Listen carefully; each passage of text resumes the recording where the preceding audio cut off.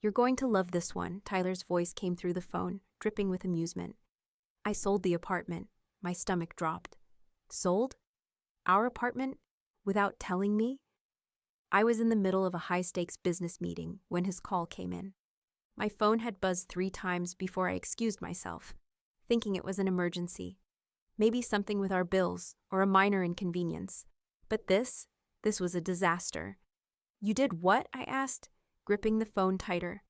"You heard me, Amelia," Tyler chuckled. "Sold, gone, paid for. You'll need to figure out where you're going to stay. Oh, and don't bother coming back. I changed the locks." I couldn't breathe. The level of audacity was unreal. He sounded so damn smug, like he had just pulled off the perfect trick. You sold the apartment without talking to me?" I asked, my voice deceptively calm. "Yeah, well, Nicole and I needed the cash. We're upgrading to a place that actually suits us. You'll land on your feet, babe. You always do. Nicole." So he wasn't even hiding her anymore. I had suspected for months, late-night texts, business trips, that conveniently lined up with my schedule, the emotional distance. But hearing her name come out of his mouth, like I was nothing more than an obstacle in his perfect new life, it made my blood boil. "Sounds good," I said evenly, refusing to let him hear the pain in my voice. I could practically hear him smirking through the phone. He was expecting a meltdown, tears, screaming, begging. He was waiting for me to collapse under the weight of his betrayal. But what Tyler didn't know, what would soon make him regret every single word, was that he had just made the worst mistake of his life.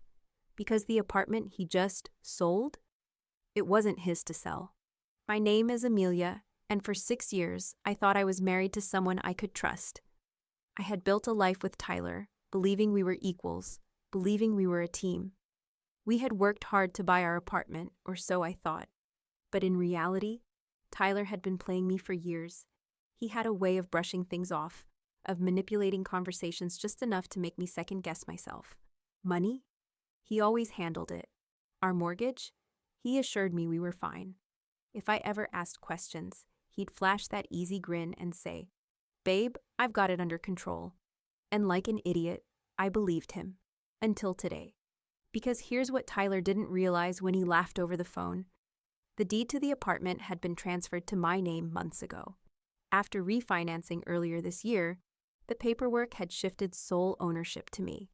Tyler signed off on it without even reading it, too eager to lower the interest rate to notice the details, which meant the sale he thought he had made? Completely invalid. The money he thought he had? Oh, he was about to be in for a rude awakening. But I wasn't going to tell him that. Not yet. I was going to let him dig his own grave first. For I walked back into my meeting, my mind racing. The room was filled with executives, all discussing projections and quarterly reports, but I was barely hearing a word of it. Because while Tyler thought he was in control, I was already calculating my next move. I wouldn't cry. I wouldn't beg. I wouldn't give him the satisfaction. Instead, I'd do what I did best. I'd outthink him. The second I got back to my hotel room, I pulled out my laptop and dialed the one person who would love this as much as I did. "Chloe," I said when she picked up, my lawyer and longtime friend. "We have a situation." "What did Tyler do now?" she asked, already sounding unimpressed. "Oh, nothing much," I said. "Just committed fraud." A beat of silence, then a low whistle. "Go on." I laid out the details, the phone call, the so-called sale, the fact that Tyler had absolutely no legal right to sell the apartment. "He actually did it?" Chloe asked, incredulous. "Amelia, this is a slam dunk. The sale is void, and if he's taken money from the buyer, he's facing serious charges." "So what do we do next?" I asked. "Step 1, we notify the buyer that the sale isn't valid. Step 2, we draft a legal notice for Tyler, outlining exactly how deep he's in. And step 3, I could hear her grin through the phone, we let him panic." I didn't call Tyler back. I didn't text. I let him sit in his little fantasy world, thinking he had won. Because the beauty of revenge, it's best served cold. And Tyler, he was about to learn exactly who he had underestimated. At this point, I had a choice to make. Should I take the legal route, or make Tyler's life even more miserable? Part of me wanted justice, but another part, it craved revenge. What would you have done in my shoes? Let me know in the comments. Just type Revenge time, if you think he deserves payback. Tyler must have expected me to explode, to call him in tears, begging for an explanation. Instead, I went silent. And that's what made him nervous. I imagined him pacing in his new apartment with Nicole, waiting for me to break, waiting for a reaction, but he had no idea what was coming. At exactly 9 a.m., Chloe filed the legal notice to the real estate agency and the buyer. Tyler had committed fraud. The sale was invalid. Any money exchanged had to be returned immediately. The buyer was furious. The real estate agency was livid. And Tyler? Oh, he was about to have the worst morning of his life. Not that I was there to see it. I was playing the long game. At 11:47 a.m., my phone rang. Tyler. I smirked. Right on schedule. I let it ring, then again and again. 5 missed calls. Then finally, a text. Tyler. Amelia, what the hell is this? I just got some legal BS about the sale. Tyler. This is your fault. Fix it. I stared at the message. The audacity. I didn't reply. Instead, I forwarded the message straight to Chloe. He's panicking, I texted her. Good, she replied. Let's make it worse. The buyer wasn't just angry, he was coming for blood. By 1 p.m., the real estate company had sent Tyler a formal demand letter. He had 24 hours to return the buyer's deposit. Failure to do so equals lawsuit plus criminal charges. Tyler had no idea what he was up against. But I did, and I was loving every second of it. Home that evening, I was curled up on my couch, sipping tea, when my phone rang again. Not Tyler this time. Nicole. I stared at the name flashing on the screen, debating whether to pick up. Finally, I answered, keeping my voice cool. Nicole, I greeted casually. Amelia, she started. Look, I just want to understand what's happening. Oh, sweetheart, you should have asked that before sleeping with my husband. What's happening, I said evenly, is that your boyfriend tried to sell something that wasn't his. And now, he's in deep trouble. Silence. He told me it was his apartment, she finally said, her voice uncertain now. I almost laughed. Oh, honey, you got played too. Then he lied to both of us, I replied, my tone just bored enough to make her feel stupid. But the money, she started. Ah, there it was, the real reason for the call. Gone, I said simply. Tyler has 24 hours to return every cent. If he doesn't, he's looking at felony fraud charges. Nicole inhaled sharply. I need to call you back, she mumbled. I smiled. Yeah, you do that. Because Nicole wasn't going to be Tyler's ride or die after this. And at 7 p.m., my doorbell rang. I already knew who it was. I took my time, setting down my tea, stretching, and then finally opening the door. Tyler. He looked furious. Are you out of your mind? He snapped, storming in without being invited. I let him. Because this was the moment I'd been waiting for. You really sent a lawyer after me? He sneered. No, Tyler, I corrected calmly. The law is coming after you. I just let them know where to look. His face reddened. You can't do this to me, Amelia. This is my apartment, too. And that's when I dropped the bombshell. I walked over to the coffee table, picked up a neatly printed document, and handed it to him. He frowned, eyes scanning the paper. Then I saw it. The exact moment he realized he had lost. His face drained of color. What is this? He stammered. The deed, I said sweetly. In my name, signed months ago. By you. I watched as his entire world crumbled. That's not possible, he whispered. Oh, it is, I said, leaning forward. And guess what? That sale you made? Completely illegal. You're on the hook for fraud, sweetheart. I saw the exact second it hit him. He was screwed. Ars, I couldn't help but wonder, what would Tyler do next? Fight back? Beg? Or would Nicole throw him under the bus? If you're loving this revenge, drop a game over Tyler in the comments. For the first time in his life, Tyler looked genuinely afraid.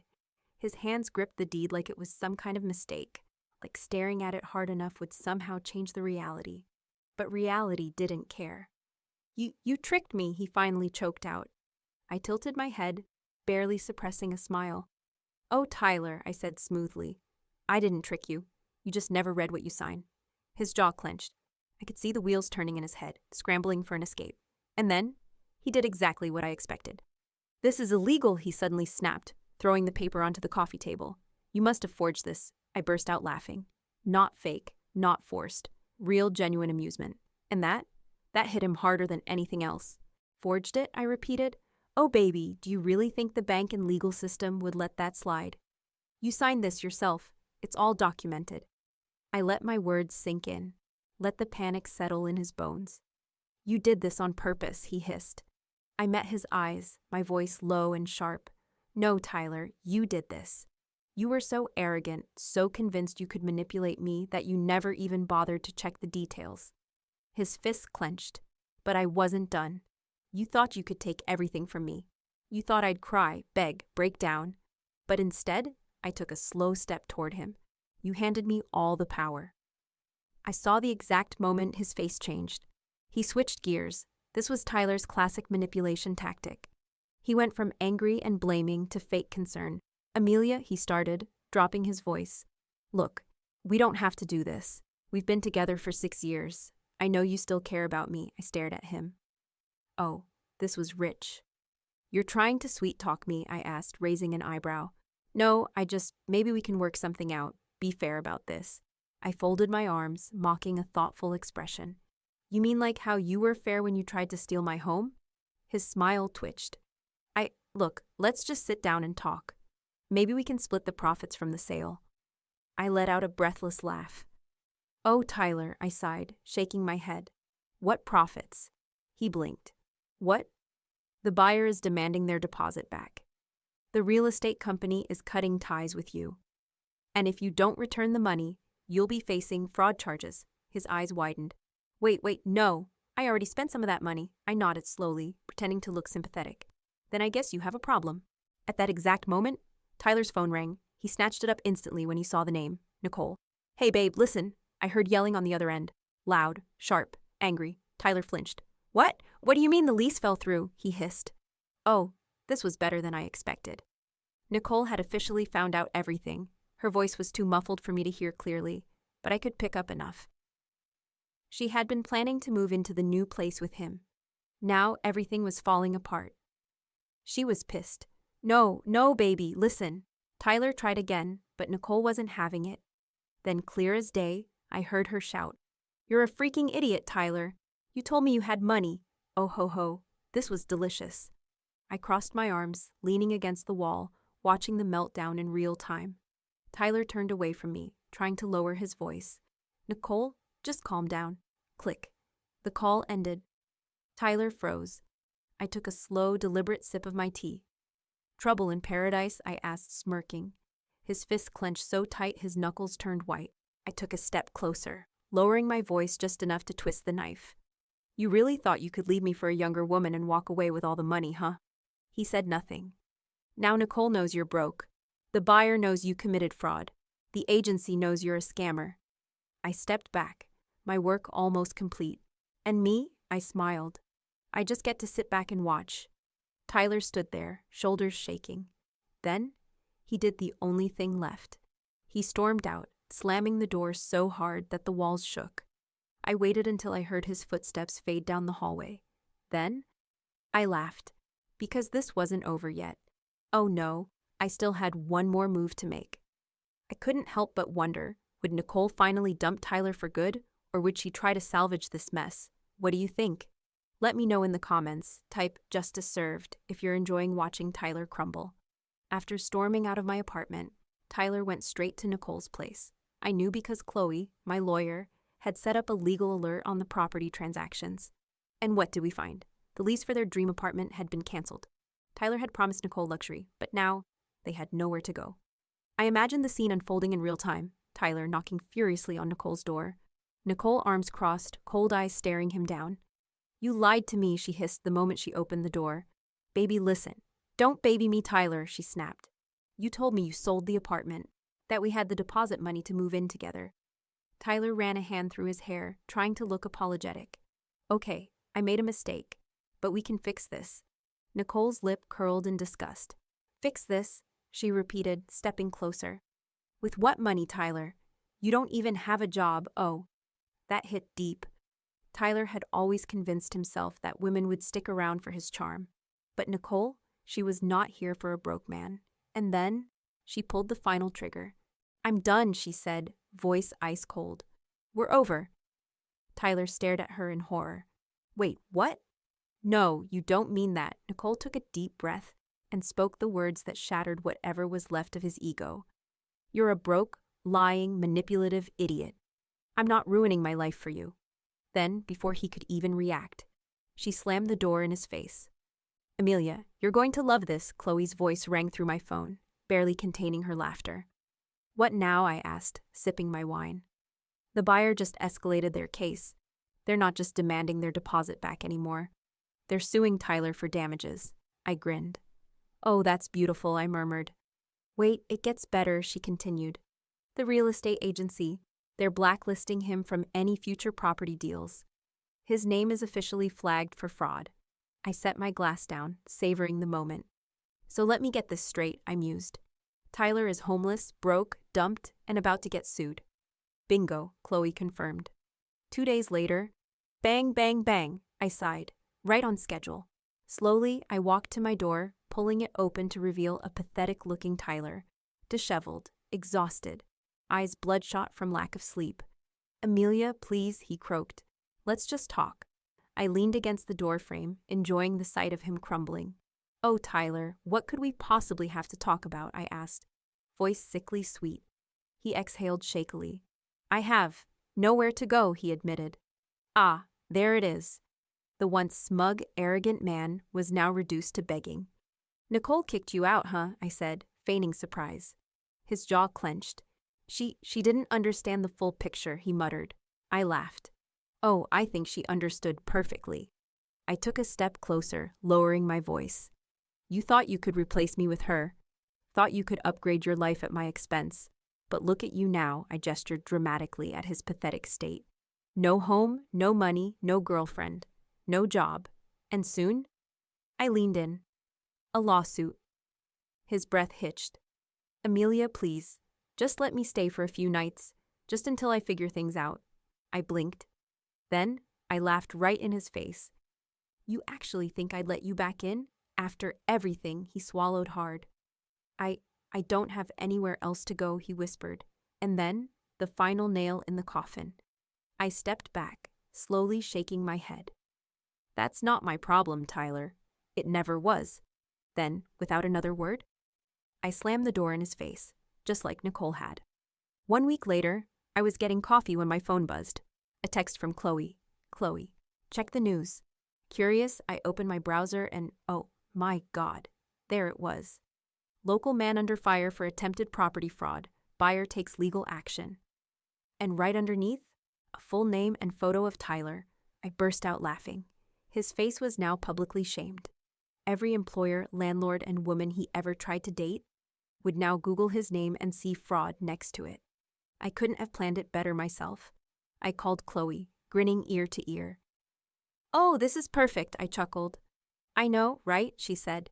Now even if he manages to scrape together a job, no one's ever trusting him again. I sighed happily. Well, I hope he enjoys his new life as a complete social outcast. But 1 month later, I was walking home one evening when I spotted him. Tyler, sitting on a bench, alone. His clothes were wrinkled, his face hollow. He looked nothing like the man I once knew. For a brief moment, I felt nothing. No sympathy, no regret. Just satisfaction. He had made his choices. And now, he was living with the consequences. I didn't stop, didn't speak, didn't even acknowledge him. I just walked past, because I had already won. And Tyler, he was nothing but a footnote in my story. If you were in my shoes, would you have let Tyler stay or slam the door just like I did? Let me know in the comments. Type karma served if you loved seeing him get what he deserved. I woke up in a bed that finally felt like mine. The apartment, once tainted with memories of the Tyler's arrogance and deceit, was now fully reclaimed. New furniture, no more of Tyler's ugly leather chairs. New energy, no tension, no fights, just peace. New independence. For the first time in years, I felt in control. I had thrown out everything that reminded me of him. The coffee mug he always used? Smashed. His leftover clothes? Burned. The wedding ring I once cherished? Sold for extra cash. Tyler was officially erased from my life, and damn, it felt good. And that morning, I met Chloe for brunch. Guess what? She said, sliding a document across the table. I took a sip of my mimosa before picking it up. Then I froze. No way. I stared at the words printed in bold at the top. Finalized divorce decree. It's done, Chloe confirmed, grinning. Tyler had finally signed the papers. It was official. I was free. I exhaled, a slow smile spreading across my face. To freedom, I said, raising my glass. To never settling for less again, she added, clinking her glass against mine. We laughed, celebrating the end of an era. But what I didn't know, something unexpected was just around the corner. Later that week, I received an unexpected email. Subject: urgent job opportunity. It was from James Carter. If that name sounds familiar, it should. James was the CEO of the company I had always dreamed of working for. The type of man who never noticed people like me. Except now. He was reaching out directly. I clicked the email, heart pounding. James Carter. Amelia, I've been following your work for a while. I have an executive role opening up, and I think you'd be perfect for it. Can we meet this week? I nearly dropped my phone. This was huge. An executive role? At Carter Enterprises? This wasn't just a job offer. This was a golden ticket. 2 days later, I walked into the sleekest office I'd ever seen. James Carter stood by the window, a powerful presence in a crisp navy suit. Amelia, welcome, he said, extending his hand.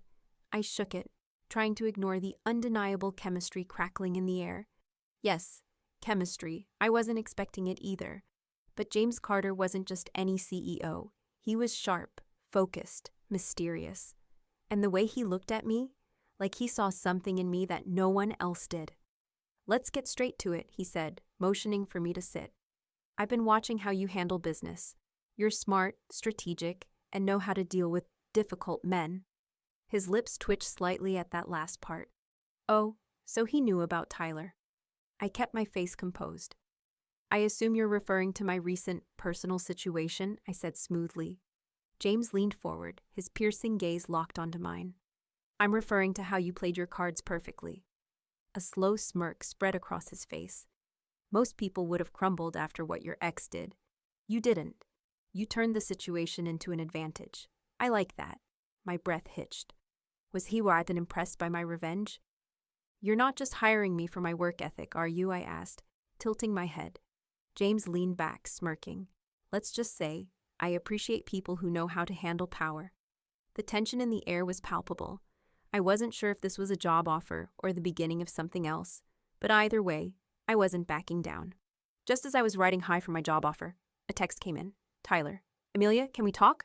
I rolled my eyes. This man didn't know when to quit. I ignored it. Then, another text. Tyler. Please, I made a mistake. I just need to see you one last time. I nearly laughed out loud. One last time. Tyler, you had one last time when you tried to steal my home. I sent back a single message. Me. We have nothing left to talk about. And then? I blocked him. For good. Back at home, as I was unwinding with a glass of wine, my phone buzzed. James Carter. Come to dinner with me tomorrow. I'd like to discuss your future. I stared at the message, pulse quickening. Was this business? Was this personal? Was it both? I took a slow sip of wine, smiling to myself, because for the first time in years, I was excited about what was next. Not afraid, not hesitant, excited. Tyler's downfall was done. And now, it was my time to rise. Was James Carter interested in me for business? Or was there something more? I couldn't tell just yet, but one thing was certain. I wasn't backing down. Comment power move if you love seeing me win. The moment I arrived, I knew this wasn't just business. The restaurant was beyond luxurious, a private rooftop, candlelit tables, and a skyline view that screamed exclusivity. James Carter wasn't just a CEO, he was a king. And tonight, I was sitting at his table, where James stood when I approached, his suit tailored to perfection. Amelia, he greeted, eyes scanning me from head to toe. You look stunning. I raised an eyebrow. I thought this was a business dinner. A slow smirk curved his lips. It is, he said smoothly, pulling out my chair for me. I sat playing along, but something in the air felt different. This wasn't like any job interview I had before, because James Carter didn't need to impress me. And yet, here he was. The waiter poured wine. And for a few minutes, we spoke about the position. James laid out the details. Executive Strategy Director, high six-figure salary, equity in the company, directly reporting to him. It was everything I had ever worked for. But then, he leaned forward, his expression shifting. But there's something else, Amelia. I tilted my head. Go on. This isn't just a job offer, my breath caught. I don't hire people who impress me. He swirled his wine glass, watching me carefully. I hire people who intrigue me. The energy between us shifted. I swallowed, keeping my face composed. So, you're intrigued by me? James chuckled, taking a slow sip of his drink. I watched how you handled your ex-husband, how you let him think he was winning until you took everything from him. His voice dropped, eyes locked on mine. That wasn't luck, Amelia. That was strategy. My pulse quickened. And what does that have to do with this job? He leaned in, his voice a low murmur. Because I need someone like you by my side. For the first time, I felt a shift in control. James Carter wasn't just offering me a job. He was testing me. You're offering me a job because I outsmarted my ex, I asked, voice steady. He smirked. Number. I'm offering you a job because you didn't let emotion cloud your judgment. You saw an opportunity and took it. That is what makes you valuable. He leaned back, watching me carefully.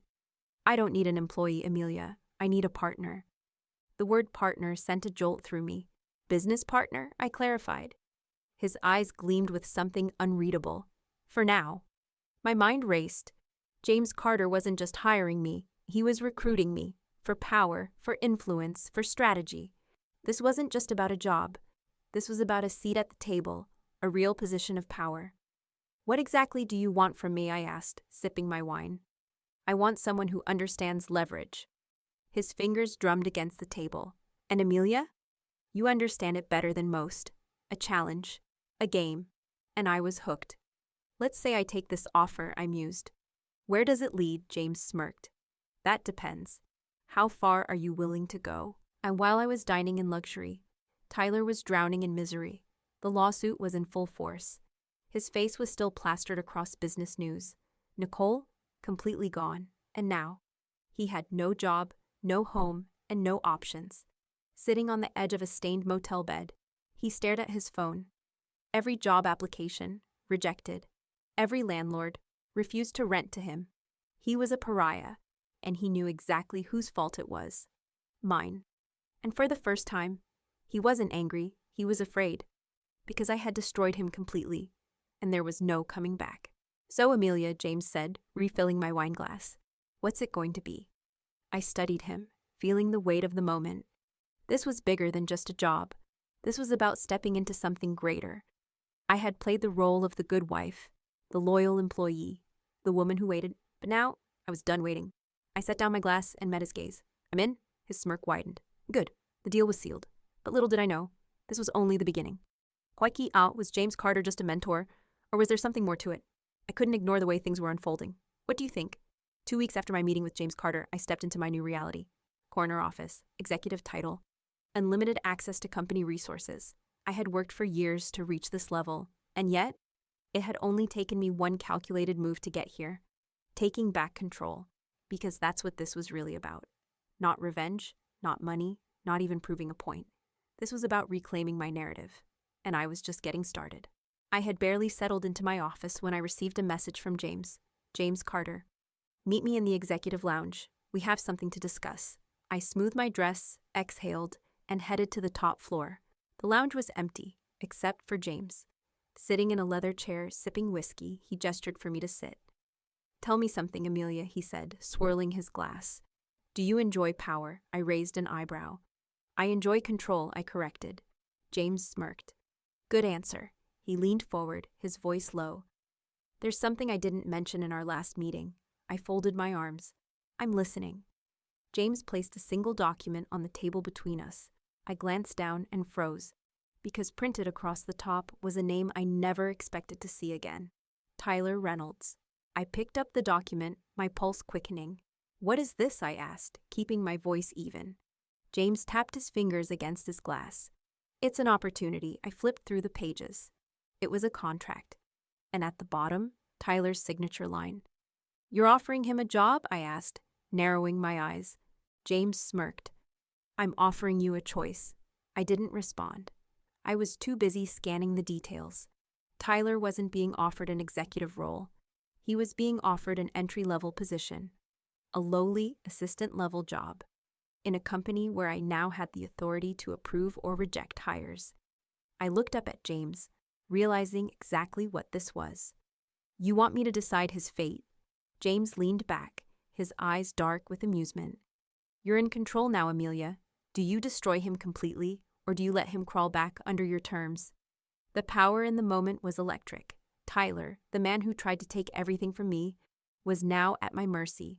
I had the ability to keep him beneath me, to make him answer to me, or to deny him entirely. It was the ultimate revenge. But then, I did something unexpected. I tore the contract in half. The James raised an eyebrow, watching as the shredded contract fell to the table. I don't need to control Tyler, I said smoothly. I stood, smoothing my dress. I already won. James studied me for a long moment. Then, he smiled. You're smarter than most people I know, Amelia, I shrugged. I don't settle for less anymore. I turned to leave, but his voice stopped me. That's why I need you to stay close. I glanced over my shoulder. What are you saying? He smirked. This was your test, and you passed. Or that evening, as I walked into my apartment, the home that was truly mine. I felt it. Total peace. No more fights, no more betrayal, no more waiting for someone else to dictate my life. For the first time, I wasn't just surviving, I was thriving. My phone buzzed. James Carter, are you ready for your next challenge? I smiled. Me. Always. Because this wasn't just about revenge. This was about power, success, a future on my terms, and I wasn't looking back. If you were in my position, would you have hired Tyler under your own rules or shut him out completely? Either way, the power was in my hands. And trust me, when it's your turn, don't wait for permission. Take control. Love a good revenge story? Hit subscribe and stick around, because karma always comes back around.